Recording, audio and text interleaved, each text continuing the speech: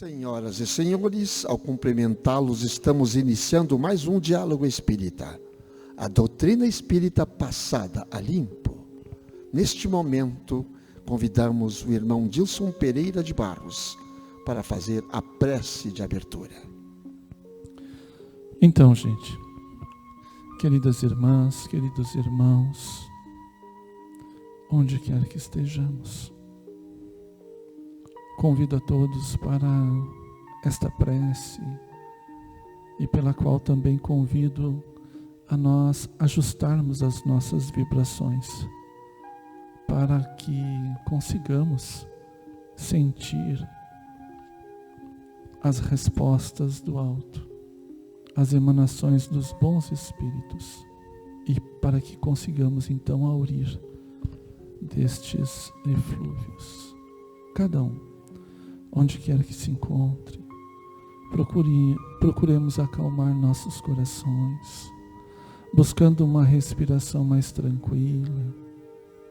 Aqueles que puderem, quiserem fechar os olhos, fechem.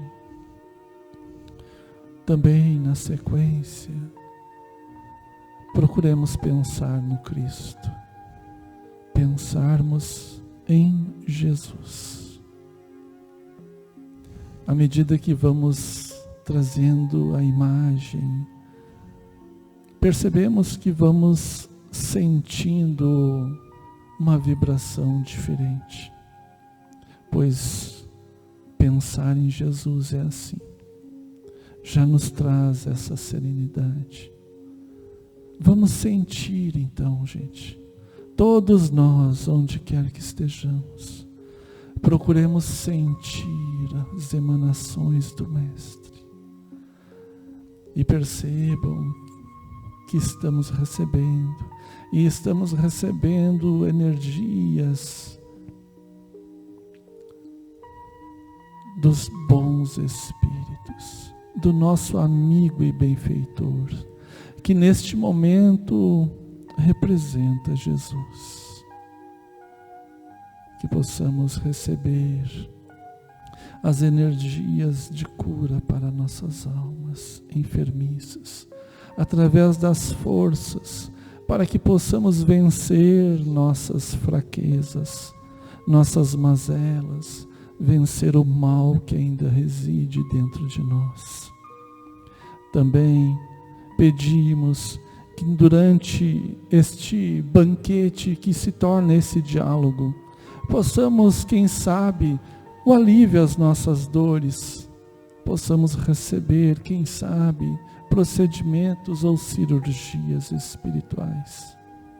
Vamos todos, e cada um, procurando durante este diálogo a serenidade às nossas mentes, e que assim seja.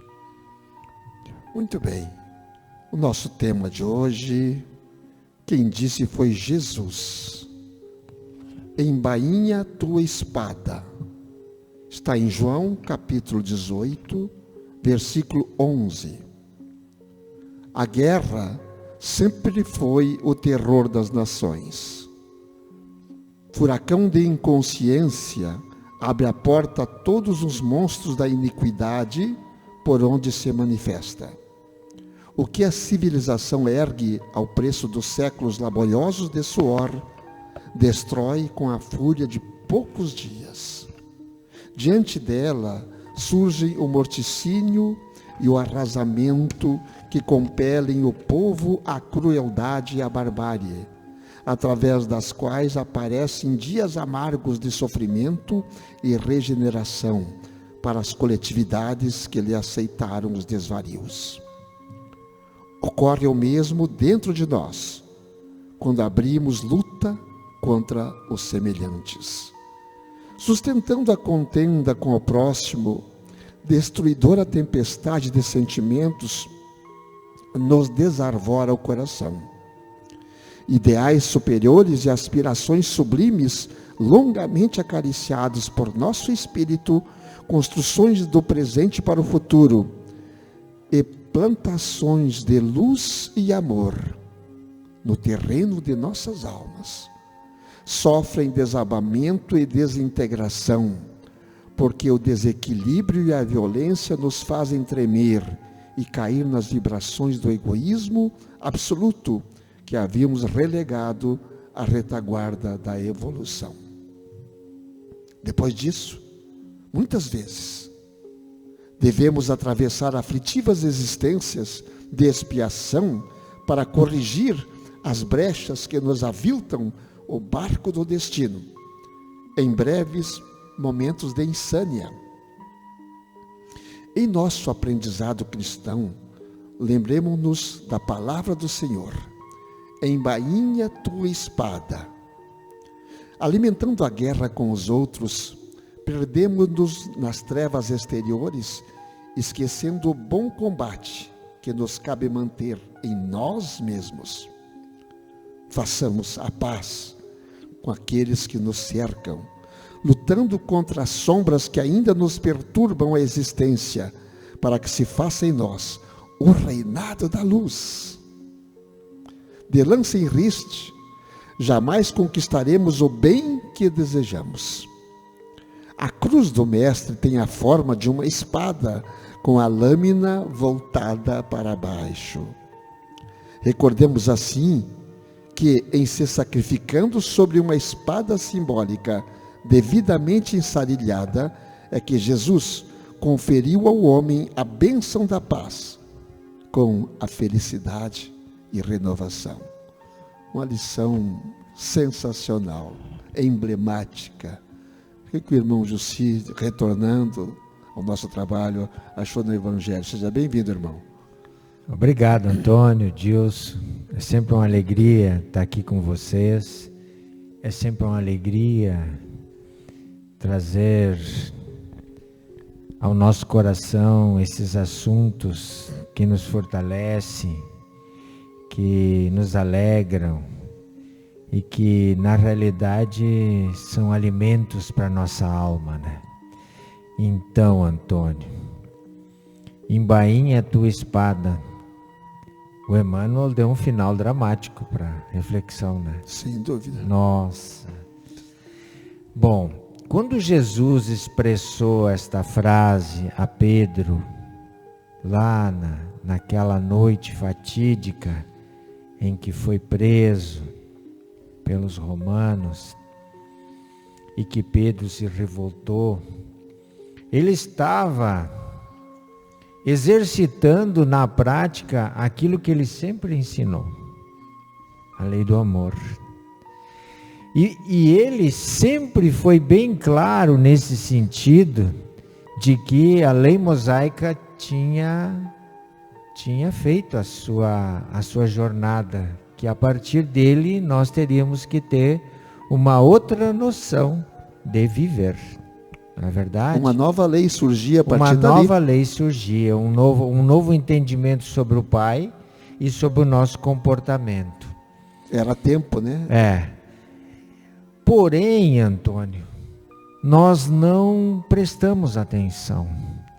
Ainda até hoje, como humanidade, utilizamos desta ferramenta nefasta, que é a guerra, seja no sentido coletivo entre nações, seja no sentido individual entre irmãos, e seja no sentido íntimo conosco mesmo, né?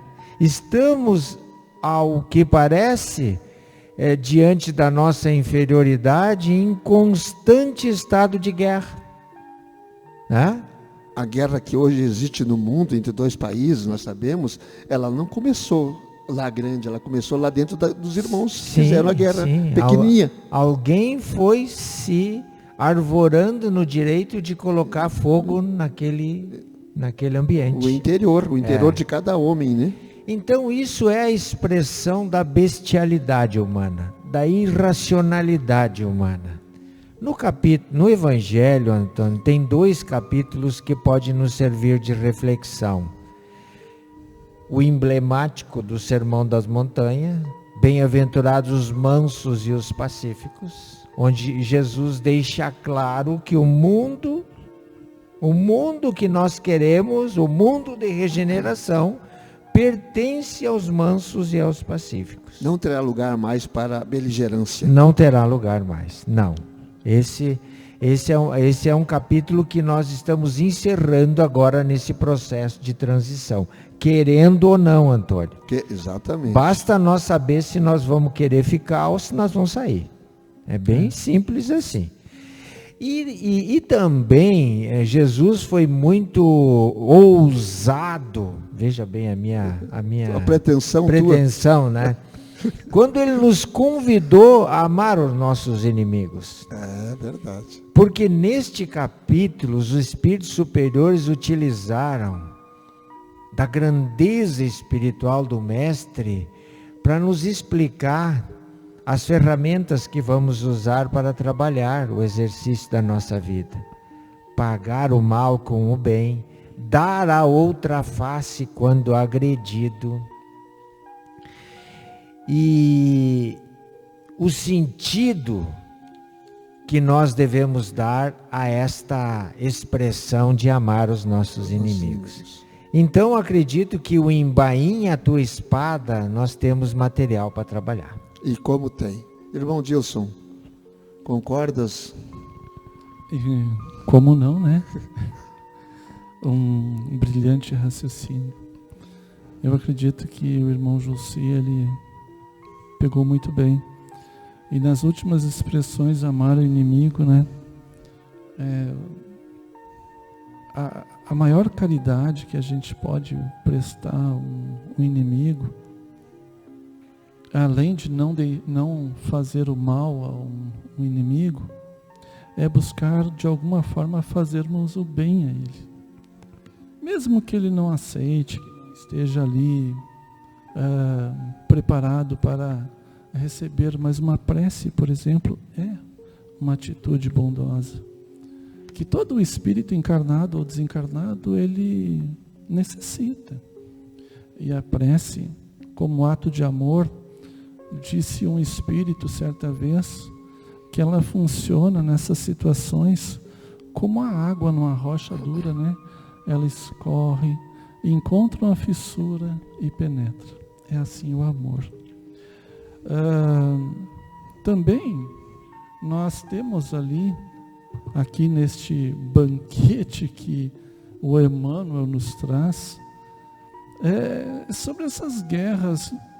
Eu acredito que a guerra, ostensivamente falando, como está acontecendo em nações atualmente, é importante nós termos um olhar, mas neste momento, o maior olhar é aquele para dentro de mim mesmo, né? O que eu estou fazendo para diminuir em mim aquele orgulho que beira o egoísmo, que acaba fazendo com que o que eu penso a minha verdade é maior do que a tua verdade, do que a verdade do irmão Jussi, do que a verdade de um de vocês. Estava escrevendo isso aqui agora, aqui. Mas eu não estava vendo, eu não sei colei. Disso. Então, é incrível, é que nós enxergamos, parece que olhamos só o macro, né? E julgamos o macro.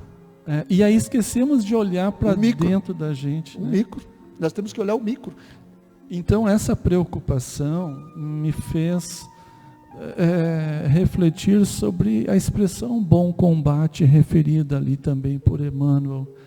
E aí outro dia eu dei uma olhadinha, o autor dessa expressão é Paulo, né?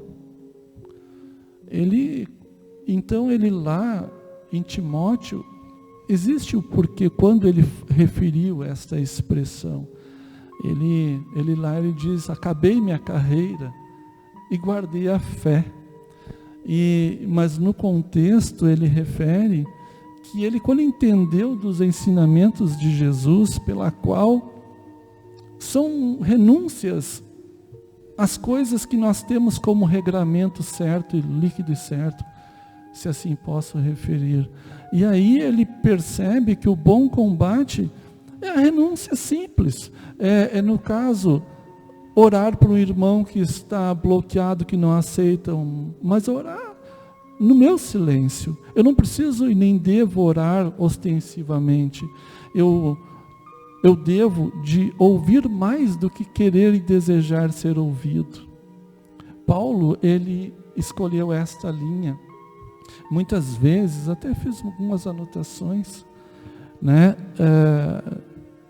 Nós, vezes como laboriosos seguidores, a gente, por vezes, para defender a nossa verdade, acaba alterando o nosso padrão vibratório, atropelando o nosso irmão, e por aí vai. Nós temos a nossa verdade como a única por vezes. Eu acho que isso a gente tem que rever. E eu volto ao assunto que nós já falamos anteriormente aqui nesse programa, da materialidade que ainda estamos vivendo. Nós estamos vivendo no mundo material. E uma grande parte de pessoas não acredita em outro mundo a não ser esse. E aí que está o grande problema. As pessoas se dividem observando a matéria. Seja uma herança de um pai e de uma mãe que se foram. Uma pequena casa que eles deixaram lá, uma pequena casa. 5, 6 irmãos brigam por aquela pequena casa. Se davam bem até o momento do desencarne dos pais. Depois virou uma guerra por um pedacinho de nada, que ninguém vai levar nada. Os pais não levaram aquilo que eles criaram lá. Eles não levaram nada. Mas a falta da religiosidade, a falta da crença no espírito imortal, faz com que as pessoas façam uma guerra em cima disso. Aí a espada está solta, não está na bainha, e a espada está brandindo. Isso é espada, meus irmãos. Isso é espada brandindo irmão contra irmão. Irmão contra irmão. Eu acho, Antônio, tu tens toda a razão, que nós vamos tirar muito proveito desta reflexão quando nós trazermos ela para o campo da individualidade. O olhar macro é muito fácil. A gente olha o macro, aponta o responsável, vira as costas e acha que isso só resolveu o problema não, dele. é que não é problema nosso.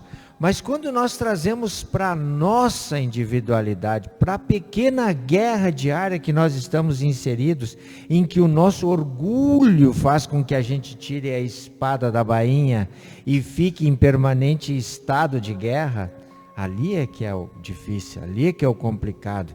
Então, meus amigos, quando Jesus nos incita a dar a outra face quando agredido, Ele não está querendo que nós sejamos covardes diante da vida. Não, Ele está querendo que nós sejamos cristãos.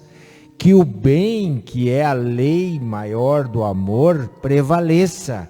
Que nós possamos entender que é essa postura que vai dar significado àquilo que todos nós queremos. Paz, harmonia e felicidade não se conquista com a bainha, com a espada em punho, Antônio. Não se conquista. Em nenhuma micro-região que nós possamos estar instalados. No nosso lar, por exemplo. Exato. Vamos começar lá. Isso, nosso lar. Se a gente tivéssemos, se nós tivéssemos, no ponto de vista coletivo, né, da coletividade, se cada um, o indivíduo para o coletivo, né, então o um para todos, né, a partir do momento que eu respeito a tua verdade e eu passo a olhar para dentro de mim os meus defeitos, e na oração dominical a gente diz lá, Deus, né, perdoa os meus pecados assim como eu perdoo, né, mais adiante livrai-nos do mal que está dentro de mim. Eu faço essa prece, mas eu faço ainda pensando que o mal vem do outro. E esse olhar é do outro. Se nós analisarmos então do indivíduo para o coletivo, hoje a coletividade se encontra em guerra, as nações, porque cada um se acha vítima. Então, eu sou vítima por isso, por aquilo. Mas será que é verdade? Se nós olharmos cada um para si mesmo, e olharmos dentro de casa, quando começam as discussões, olharmos dentro no trabalho, no ambiente de trabalho nosso, né, pela qual a gente se encontra, quando ocorre aquela querelazinha, né, para não dizer algo pior, será que começou com o meu colega, de verdade? Ou o que eu posso fazer? Né? Então, nós temos que ver, e você iniciou um outro diálogo, Antônio, que está no ponto de vista lá no capítulo 2 do Evangelho, bem no início, pela qual Kardec sabiamente aloca bem no início para que todo leitor, todo estudante, todo aquele que começa a entrar na doutrina espírita e busca entendê-la, a questão do olhar para a vida futura. E a partir dali, se o indivíduo anular esse entendimento, ele não compreendeu nada do que foi ensinado pelos espíritos dentro da doutrina do Cristo. O orgulho, meus queridos irmãos, é que se exalta nessa hora. O orgulho, a pretensão. O orgulho que vem do egoísmo, né? Exatamente, a pretensão de que aquilo me pertence, que aquilo é meu. Eu não tenho nada a não ser o meu próprio espírito. O meu corpo que eu tenho hoje, que eu tenho que cuidar dele, ele vai para a terra. Ele vai lá para a terra, vai virar pó. Só que eu tenho o meu espírito, que eu tenho que cuidar dele. O que vai sobrar aqui na terra? Os bons feitos, só os bons. Os maus vão lá para a terra também, vão sumir, os bons vão ficar. Então façamos coisa boa, não deixemos as sombras, e elas estão por aí, viu, gente? As sombras penetrarem lá na nossa casa. Primeiro, ela não penetra na nossa casa direto, ela penetra dentro de mim. A casa não tem culpa. Eu sim, eu não posso deixar essa sombra entrar dentro de mim. Eu preciso colocar a luz que Jesus acender. A luz que está ali, basta que eu a acenda. E aí, as guerras depois no macro não acontecerão, porque não tem no micro. E a lei de conservação, meus amigos, ela não está sendo revogada pelos nossos diálogos aqui. Não, pelo contrário. O que nós estamos querendo dizer é que não se combate o mal com o mal. É isso que nós estamos querendo dizer, que a ferramenta mudou. Que nós não devemos estar permanentemente em pé de guerra, que o duelo mental, que o duelo verbal é coisa que nós devemos modificar o comportamento. O duelo, que antigamente era normal, né? Era normal e era feito com armas. E regras. E regras. Assim ele deixou de existir. Mas o duelo ainda é muito presente nas nossas vidas quando a gente faz isso mentalmente com o nosso colega que nos contradiz. Ou com a palavra. Altera a sua vibração, baixa o padrão vibratório e essa imperfeição abre brechas, maus espíritos. Ou quando alguém diz alguma coisa que não está, né, Dilson? Sim. Que não está na nossa verdade existencial e a gente rebate de forma violenta.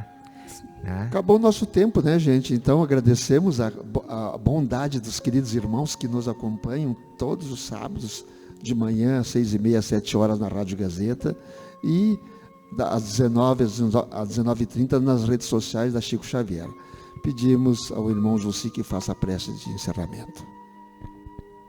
Então, queridos irmãos, imbuídos da vontade, do desejo de fazer o bem, de gostar, de amparar, de amar, de perdoar, de tolerar, de atender quem quer que seja, onde estivermos. Preparados por esta reflexão que nos foi ofertada, que possamos, neste momento, oferecer ao nosso Criador, ao Mestre Jesus, a nossa alma aliviada, feliz, agradecida pelo grande ensinamento que nos foi ofertado. Obrigado, Senhor, por esses bálsamos de luz que derrama sobre nós,